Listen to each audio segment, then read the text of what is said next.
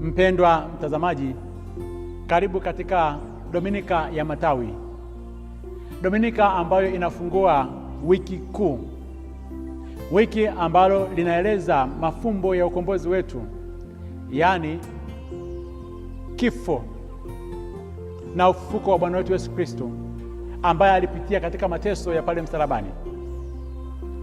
Katika mwanzo huu wa wiki kuu tunaanza na Dominika hii ya Matawi ambayo inaeleza Bwana wetu Yesu Kristo alipoingia Yerusalemu kwa shangwe. Wainjili wote watatu wanalieleza tukio hili hadi mwinjili Yohana. Tunaadhimisha siku ambayo Yesu aliingia Yerusalemu wazi wazi kama mfalme. Kabla ya siku hii kuweza kuadhimishwa, Yesu alikuwa anakwenda Yerusalemu mara kwa mara kama Myahudi au kama Wayahudi wengine, hasa katika sikukuu za Pasaka. Alikuwa anaenda katika kuweza kusherehekea sikukuu hizo akiungana na Wayahudi wengine. Hakuweza kuingia kwa shangwe. Mara hii Yesu anaingia mara ya mwisho, kwa sababu baada ya hapo hatarudi tena Galilaya akiwa katika mwili huu. Anaingia akiwa tayari kutoa uhai wake kwa ajili ya dhambi za wanadamu, ambayo ni Mathayo sura ya 21 aya ya kwanza hadi ya 11. Ni ukumbusho wa Wakristo wote ambao wanamwamini Kristo, wa madhehebu yote ya Kikatoliki na wale ambao ni Waprotestanti, kwamba Yesu Kristo alikuja kumharibu yule adui Shetani, na kwa kumwaga damu yake pale msalabani wote tumekombolewa. Je, hii sherehe ya Matawi ipo katika Biblia takatifu? Ndiyo, ilianza katika Agano la Kale. Nabii Zakaria sura ya 9 aya ya 9 alisema, furahi sana e binti Sayuni, paza sauti e binti Yerusalemu, punda juu ya mwana punda, mtoto wa punda. Hivyo katika hilo utimilifu huo wa unabii wa huyu nabii Zakaria sura ya 9 unakuja kutimilika katika Injili ya Mathayo, anaposema Yesu mwenyewe, Yesu aliingia kwa ushindi kule Yerusalemu. Walipokuwa wanakaribia Yerusalemu, alipofika eneo linaitwa Bethfage kwenye mlima wa Mizeituni, ndipo Yesu akawatuma wanafunzi wake wawili, akasema, enendeni hadi katika kijiji ambacho kiko mbele yenu, na mara mtamkuta punda amefungwa na mwana punda pamoja naye, zifungueni na mniletee. Mtu yeyote akiwauliza neno lolote, mtasema Bwana ana haja naye. Na wakafanya hivyo. Tunaipata habari hii kutoka katika Injili ya Mathayo sura ya 21 aya ya kwanza hadi ya 11. Sasa unabii huo ambao Yesu anautekeleza ni ule ambao alishazungumza nabii Zakaria, kwamba Yesu ataingia Yerusalemu akiwa amepanda mwana punda. Kwa nini apande mwana punda na kwa nini asipande farasi, ambaye ndio alikuwa anatumika na wafalme mbalimbali kuonyesha kwamba mfalme anayekuja ni shujaa, na farasi ndio walikuwa anatumika katika vita? Anapanda mwanapunda kuonyesha kwamba yeye ni mnyenyekevu. Mfalme anayekuja yeye ni mfalme wa amani. Yeye haji kupambana kwa kumwaga damu, haji kupambana kwa kutumia silaha, anakuja kupambana na Shetani katika mambo ya kiroho. Jumapili ya Matawi inaanza pale Yesu alipoamua kuanzia safari yake katika ile milima ya Mizeituni. Amewatuma hao wanafunzi wawili, wameenda katika kile kijiji kama nilivyozungumza, wakamletea mwanapunda. Walipomfungua punda, akampanda, akaanza kuingia Yerusalemu kwa namna ya kushangaza sana. Ndipo umati wa watu wakaja wakaanza kutandika nguo zao na mavazi yao chini ya ardhi. Mwanapunda akaanza kupita katika zile nguo zao, na wakaanza kuimba nyimbo mbalimbali, Hosana mwana wa Daudi. Na maneno haya Hosana mwana wa Daudi walipokuwa wanaimba, walikuwa wanasema kwamba utuokoe. Hosana manake utuokoe mwana wa Daudi. Wakasema wewe ndiye mfalme ambaye unayekuja kwa jina la Bwana, kama ilivyoandikwa katika Injili ya Luka sura ya 19 aya 11 hadi 12. Kwa hiyo umati mkubwa wanatandaza nguo zao barabarani, wengine wanachukua matawi ya miti wanatandaza barabarani, na matawi ambao walikuwa wameyachukua yalikuwa ni matawi ya mizeituni. Kwa nini walichukua matawi ya mizeituni? Kwa sababu katika ile nchi ambako Yesu alikuwa anaishi, ukiendea katika ile Israeli, mojawapo ya matawi ambayo yanaonyesha ukuu, yanaonyesha baraka, ni matawi yale ya mizeituni ambayo yanaonyesha amani. Na pia kupitia matunda ya mizeituni tunapata mafuta haya ambayo ni ya baraka katika maisha yetu na katika ibada. Kwa hiyo matawi haya ya mizeituni kwamba wanamkaribisha mfalme wa amani, wanamkaribisha mfalme ambaye anakuja kuwakomboa, wakawa wanatandaza nguo zao na kunyanyua yale matawi. Wanasema abarikiwe yeye anayekuja kwa jina la Bwana, Hosana juu mbinguni. Na katika tendo hili ambalo Yesu Kristo anapokuja kwa shangwe, watu wanamshangilia, liliibuka kundi moja la Mafarisayo ambao walipata wivu, wakamwambia mwalimu, wakataze watu hawa wasifanye hayo mashangilio.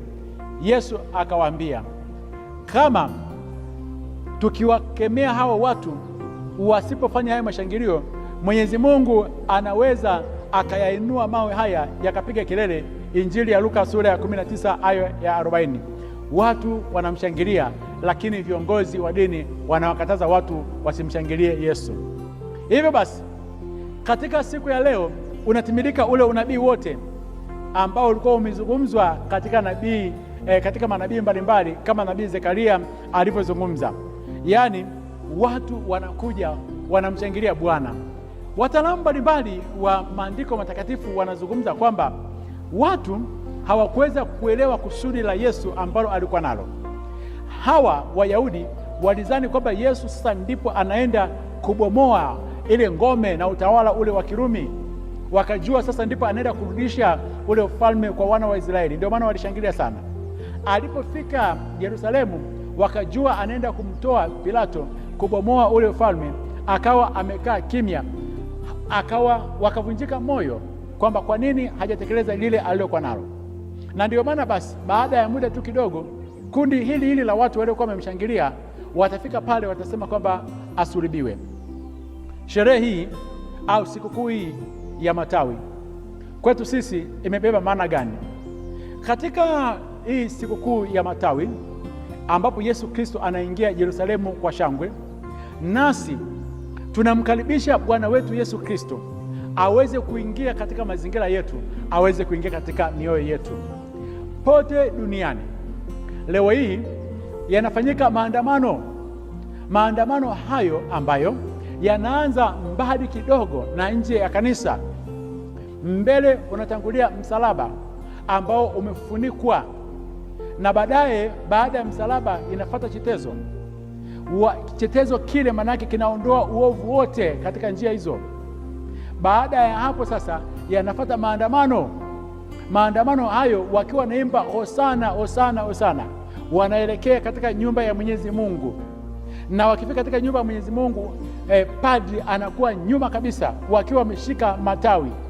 Kwa sababu ya mazingira ya kwetu huku hatuna matawi ya mizeituni, tunachukua matawi ya mitende, ishara ya kumkaribisha Bwana wetu Yesu Kristo, mfalme wetu, aje atukomboe, ambaye anaanza katika safari hii. Na tukifika kanisani, injili zitasomwa, na baadaye injili ndefu itasimulia mateso ya Bwana wetu Yesu Kristo, vile alivyosalitiwa, vile wale viongozi wa dini walivyompeleka kwa Pilato na baadaye pia atakavyoweza kumwaga damu yake pale msalabani. Mambo gani tunapaswa kuweza kuyazingatia katika hii tukio la Bwana wetu Yesu Kristo kuweza kuingia Yerusalemu kwa shangwe? Ya kwanza, katika safari ya maisha mwanadamu hana amani yoyote yule Yesu Kristo asipokuwa ndani mwake. Yaani Yesu Kristo anapoingia ndani mwako lazima uimbe hosana, maanake niokoe mwana wa Daudi. Yeye ndiye mbarikiwa. Akiingia ndani mwako utabarikiwa, utaokolewa na kila aina ya ubaya. Matawi yale ambayo tunaenda kuweka ndani ya nyumba zetu yanakuwa yamebarikiwa. Hivyo basi tunapeleka visakramenti katika nyumba zetu kwamba nyumba zetu zibarikiwe, na matawi hayo yatakaa mpaka mwakani, kipindi ambacho tutaanza ibada ya toba ya kupakwa majivu. Kwa hiyo matawi hayo lazima yawekwe mahali pazuri, yaani yawekwe mahali ambapo ishara kwamba nyumba hii imebarikiwa. Matawi hayo hayapaswi kuweza kutupwa kwa sababu yamebarikiwa, na ndiyo ibada inafanyika dunia nzima.